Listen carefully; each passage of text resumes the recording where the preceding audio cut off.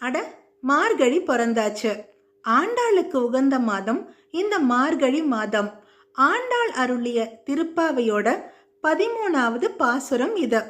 புள்ளின் வாய் கீண்டானை பொல்லா அரக்கனை கிள்ளி களைந்தானை கீர்த்திமை பாடிப்போய் பிள்ளைகள் எல்லாரும் பாவை களம்புகார் வெள்ளி எழுந்து வியாழம் உறங்கிற்று புள்ளும் சிலம்பினக்கான் போதரி கண்ணினாய் குள்ள குளிர குடைந்த நீர் ஆடாதே பள்ளி கிடத்தியோ பாவாய் நீ நன்னாளால் கள்ளம் தவிர்ந்து கலந்தேலோர் எம்பாவாய்.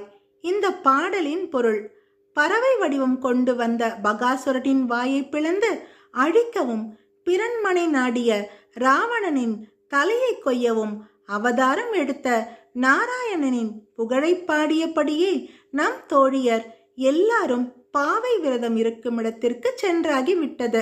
கீழ்வானத்தில் வெள்ளி முளைத்து விட்டது. வியாழன் மறைந்து விட்டது. பறவைகள் கீச்சிட்டு பாடுகின்றன. தாமரை மலர் போன்ற கண்களையுடைய பெண்ணை விடியலை உணர்த்தும் இந்த அறிகுறிகள் தெரிந்தும் உடல் நடுங்கும்படி குளிர்ந்த நீரில் நீச்சலடித்து குளிக்க வராமல் என்ன செய்கிறாய்?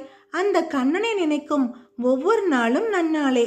மார்கழியில் அவனை நினைப்பது இன்னும் சிறப்பல்லவா?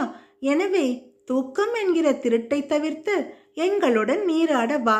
இதற்கான விளக்கம்: கள்ளம் தவிர்ந்து என்கிறாள் ஆண்டாள். தூக்கம் ஒரு திருட்டுத்தனம். பொருளை திருடினால் மட்டும் திருட்டல்ல, நேரத்தை வீணடிப்பதும் ஒரு வகையில் திருட்டுதான்.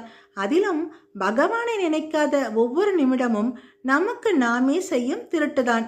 வயதான பிறகு திருப்பாவையை படிக்கலாமே என நினைக்க கூடாது. அப்போது வாய் உளர ஆரம்பிக்கும். சில நேரங்களில் பாட முடியாமலே போய்விடும்.